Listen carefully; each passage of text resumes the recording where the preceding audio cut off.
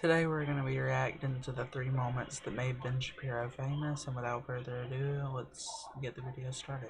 Shagun Oduolowu, entertainment journalist, Zoe Tur, pilot and reporter who herself is transgender, and Ben Shapiro, senior editor, Breitbart News, author of Bullies.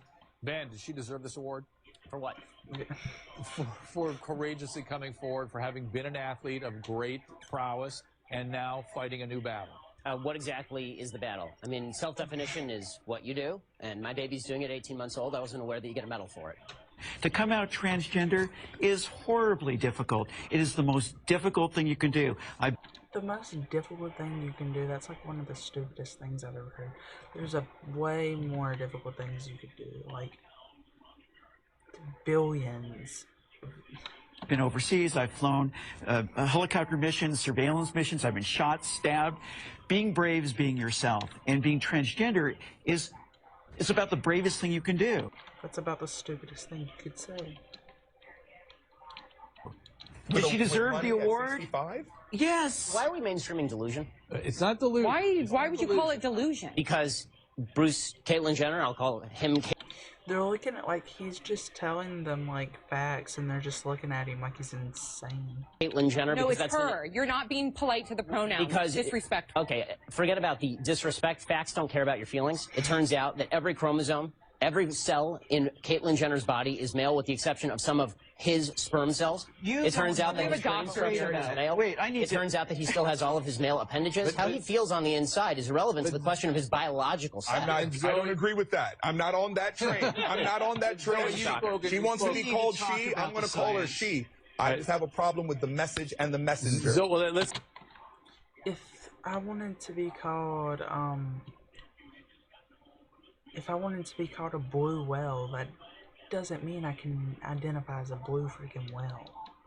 I'm going to do 2 things. I want to reiterate what Zoe said, which is the bifurcation of the courage to come forward after a lifetime as a male and a certain kind of a male, versus did she... A certain kind of a male? What does that even mean? He deserved this award. Listen, the awards, what are award ceremonies except an opportunity to catch some eyes? And it's where you have earned something and they award you with what you have earned. Especially the so, yeah. It's like ESPN, well done. Did exactly what their job was, attract eyes. They did it. That's what award ceremonies are for. But in terms of the science behind gender dysphoria, you're very familiar with that, Zoe. Very familiar. It's not about the chromosome. Excuse me, the chromosomes within our nuclei. Yeah, go ahead. Chromosomes don't necessarily mean you're male or female. Gender.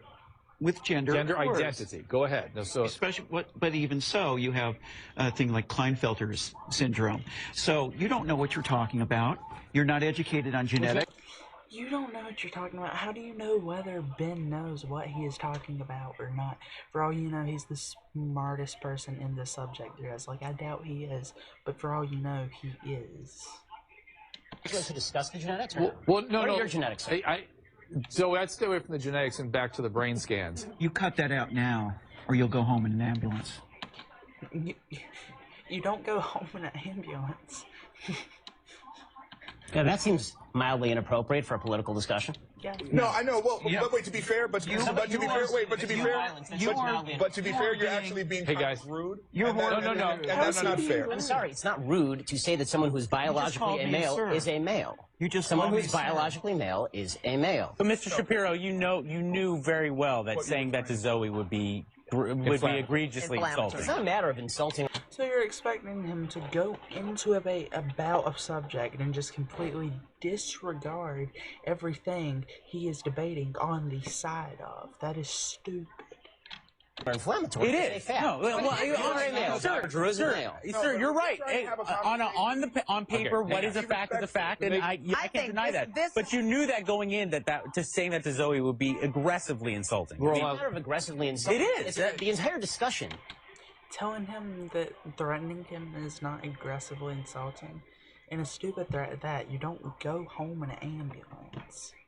Is whether we are embracing mental illness and delusion as a society. That's the entire discussion. No, Ben Shapiro is editor-at-large at Breitbart.com and the author of Bullies, How the Left's Culture of Fear and Intimidation Silences Americans. So why am I off the rails, Mr. Shapiro? Honestly, Piers, you've kind of been a bully on this issue, because what you do, and I've seen it repeatedly on your show, I watch your show, and I've seen it repeatedly, what you tend to do is you tend to demonize people who differ from you politically by standing on the graves of the children of Sandy Hook, saying they don't seem to care enough about the dead kids. If they cared more about the dead kids, they would agree with you on policy. I think we can have a rational political conversation about balancing rights and risks and rewards of all of these different policies, but I don't think that what we need to do is demonize people on the other side as being unfeeling about what happened in Sandy Hook. How dare you accuse me of standing on the graves of the children that died there? How dare you? I've seen you do it repeatedly, Piers.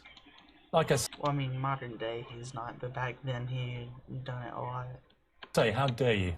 I mean, you can keep saying that, but you've done it repeatedly. What you do, and I've seen you do it on the program, is you keep saying to folks that if they disagree with you politically, then somehow this is a violation of what happened in Sandy Hook. And you have yet, I'd really like to hear your policy prescriptions for what we should do about guns. Because you say that you respect the Second Amendment, and, you know, I brought this here for you so that you can read it. It's the Constitution. And I would really like for you to explain to me what you would do about guns that would have prevented what happened in Sandy Hook. If you want to do what you did in the UK, right, which is ban virtually all guns, that is at least a fair argument. And we can have a discussion about whether that's something that we ought to do or not. I've made it very clear what I want to do, which is exactly what Mark Kelly wants to do. And in fact, rather than address let's talk about that. Rather than address your comments to me about standing on the graves of children at Sandy Hook, you can address them to Mark Kelly, because he agrees with everything. Rather than addressing your question, I will avoid your question in a passive-aggressive way. Everything that I've been saying, because he feels the same way, as does his wife. They're gun owners. They both respect the Second Amendment of the Constitution. They don't want to take away anybody's right to defend themselves with guns. Well, they want to take away certain types of guns, obviously. They want to take away assault weapons. You're already not allowed to have assault weapons. Assault weapons are illegal already. That is part of the law. You are not allowed to have an assault weapon. You're capable with magazines like we saw at Aurora and Sandy Hook of unleashing a ridiculous amount of bullets. Well, this is a question I wanted to ask you, Piers, because most mass shootings are committed like with a handgun. Like, I'm pretty sure it's upwards of 90% of mass shootings are committed with a handgun. I've seen you talk about assault weapons a lot, and I've seen Mark Kelly talk about assault weapons. The vast majority of murders in this country that are committed with guns are not committed with assault weapons, they're committed with handguns. Okay, so are you willing to ban handguns in this country across the country? No, that's not what I'm asking for. Why not? Let me ask you. Don't you care about the kids who are being killed in Chicago as much as the kids in Sandy Hook? Yes, I do. Then why don't you care about banning the handguns in Chicago? I wanted to share with you. According to Pew Research, the net worth of white families in 2013 was $141,000. For black families, it was $11,000, even less than the $19,000 it was in 2007. According to economist Edward Wolf of the University of New York, excluding vehicles and other durables, the median black family worth is just $1,700, while 40% of black families have zero or negative wealth. White family worth, in terms of financial worth, is 69 times more than that of black families. Given this disparity, how can you argue that racism is not a driving factor in income inequality? That's not necessarily because of racism. It's actually not because of racism. It's mainly because of the nuclearly family structure, which is basically where you should have a mother and a father in your household. That's like one of the greatest privileges you can have. Like, it's just, you should look it up, but basically, generally, you're gonna be way more well-educated. Statistically, you're gonna be way less likely to commit a crime, and you're gonna be way more likely to make more money or more income, which it's in black communities, having a father is really uncommon. Because it has nothing to do with race and everything to do with culture. And when you have a culture that doesn't, and when, you know what? Explain to me. You explain to me why black kids aren't graduating high school. Explain that one to me.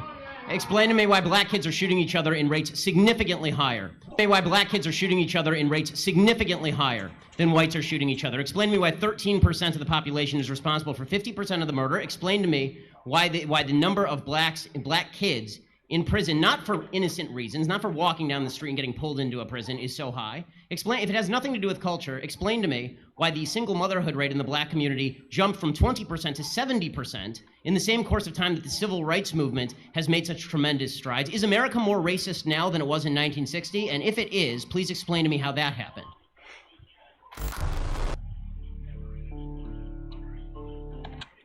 That's it for the video, guys. Thank you for watching. If you enjoyed, please like and subscribe, and I'll see you in the next video. Goodbye.